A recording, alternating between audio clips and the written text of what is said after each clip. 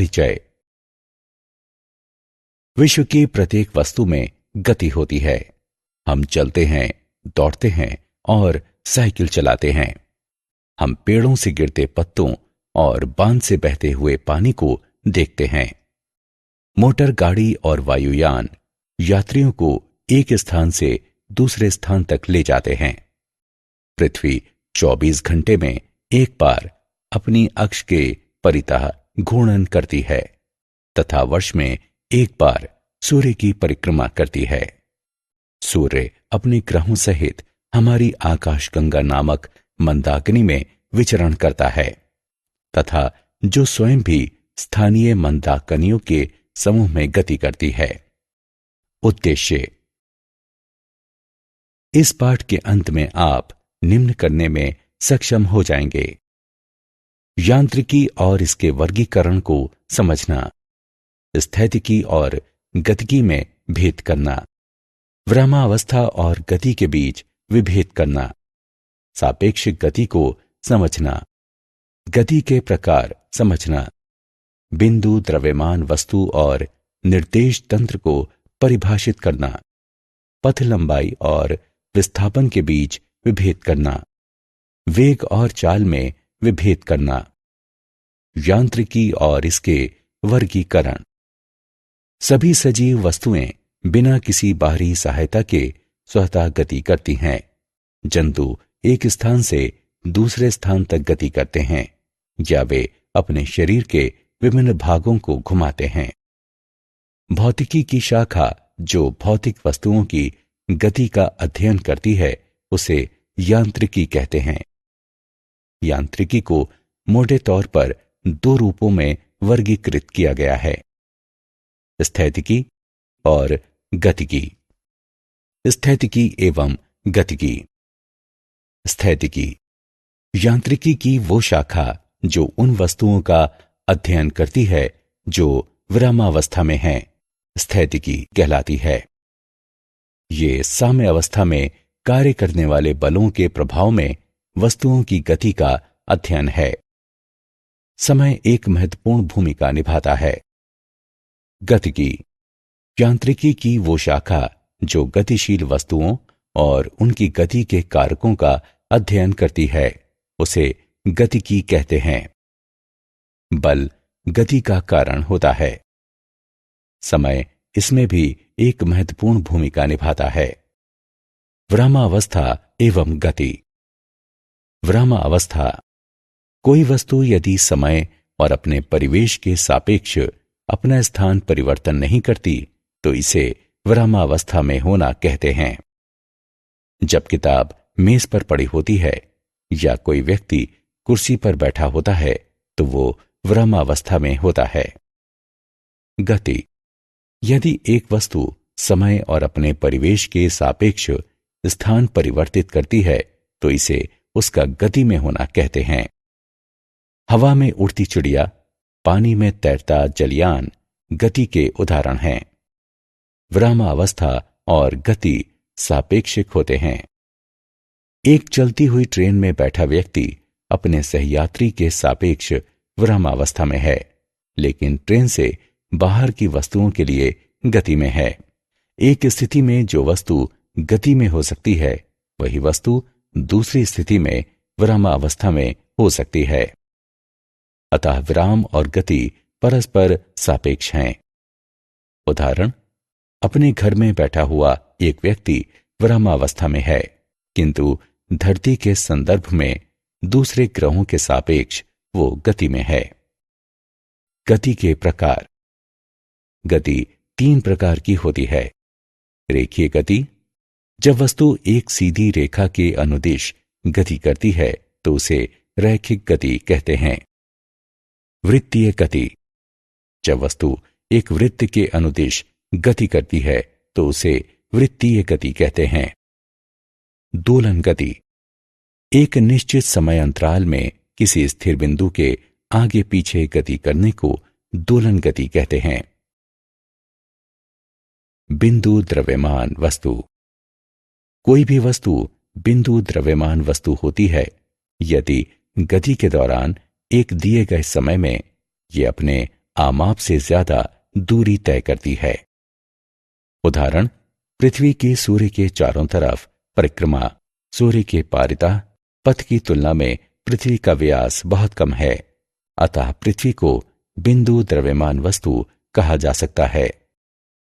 निर्देश तंत्र।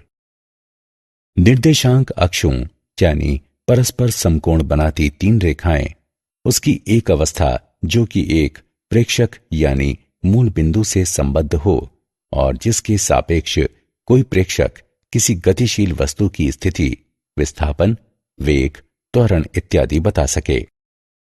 इसमें तीन अक्ष एक्स, वाई और जेड तथा कण के प्रस्थान बिंदु पर एक केंद्र होता है। एक विमीय, द्विविमीय और त्रिविमीय गति।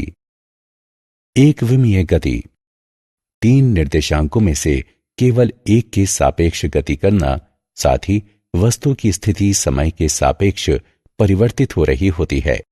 उदाहरण, सरल रेखा में चल रही कार। द्विविमीय गति तीन निर्देशांकों में दो के सापेक्ष वस्तु की गति, साथ ही वस्तु की स्थिति समय के सापेक्ष परिवर्तित हो रही होती है। उदाहरण, बिलियर्ड टेबल पर गति करती बिलियर्ड की गेंद। त्रिविमीय गति तीनों निर्देशांकों के सापेक्ष गति, साथ ही वस्तु की स्थिति समय के सापेक्ष परिवर्तित होती है।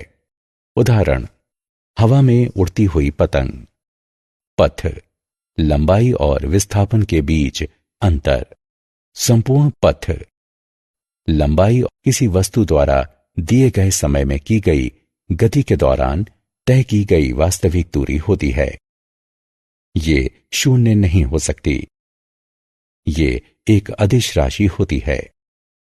विस्थापन एक निश्चित दिशा में समान समय में वस्तु की दो स्थितियों के बीच की न्यूनतम दूरी को विस्थापन कहते हैं।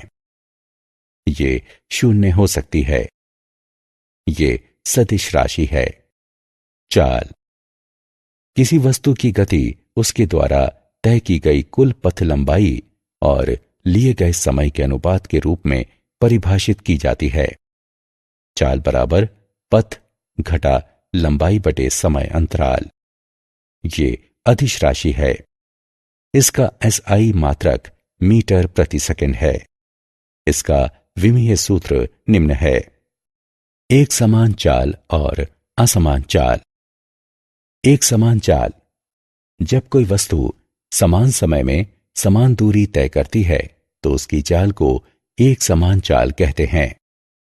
असमान चाल जब कोई वस्तु असमान समय अंतरालों में समान दूरी तय करती है या असमान दूरियां समान समय में तय करती है तो उसकी चाल को असमान चाल कहते हैं। औसत चाल और तात्क्षणिक चाल। औसत चाल किसी वस्तु द्वारा तय की गई कुल दूरी और लिए गए कुल समय के अनुपात को औसत चाल कहते हैं। औसत चाल बराबर संपूर्ण पथ लंबाई बटे संपूर्ण समयावधि। तात्क्षणिक चाल समय अंतराल डेल्टा टी में किसी वस्तु की चाल को तात्क्षणिक चाल कहते हैं। वेग और इसके प्रकार। वेग किसी वस्तु का वेग वस्तु के विस्थापन और विस्थापन में उसके द्वारा लिए गए समय के अनुपात के रूप में परिभाषित किया जाता है। वेग बराबर विस्थापन बटे समयावधि। ये एक सदिश राशि है। इसका एसआई मात्रक मीटर प्रति सेकंड है। इसका विमीय सूत्र निम्न है। एक समान वेग जब कोई वस्तु समान समय में समान दूरी तय करती है तो उसके वेग को एक समान वेग कहते हैं। असमान वेग जब कोई वस्तु असमान समय अंतरालों में समान दूरी तय करती है या असमान दूरियां समान समय में तय करती है तो इसे असमान वेग कहते हैं। गति का ग्राफीय निरूपण। दूरी समय ग्राफ। दूरी समय ग्राफ से हमें चाल प्राप्त होती है। दूरी समय ग्राफ की प्रवणता से हमें चाल प्रदान करता है। एक, यदि दूरी समय ग्राफ एक सीधी रेखा है तो चाल एक समान है। 2. यदि दूरी समय ग्राफ एक वक्र रेखा है तो चाल असमान है। क्या आप जानते हैं? ब्रह्मांड में गति को यांत्रिकी के दो प्रत्यक्षता परस्पर विरोधी सिद्धांतों के समुच्चय से वर्णित किया जाता है।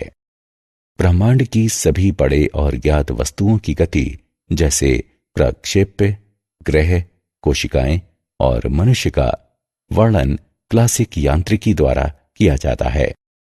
बहुत छोटे परमाणविक और उप परमाणविक आकार की वस्तुओं का वर्णन क्वांटम यांत्रिकी द्वारा किया जाता है। सारांश। आइए हमने जो कुछ सीखा है उसे संक्षेप में दोहराएं। स्थान में परिवर्तन को गति कहते हैं, दूरी के सापेक्ष गति को चाल कहते हैं और विस्थापन के सापेक्ष गति को वेग कहते हैं।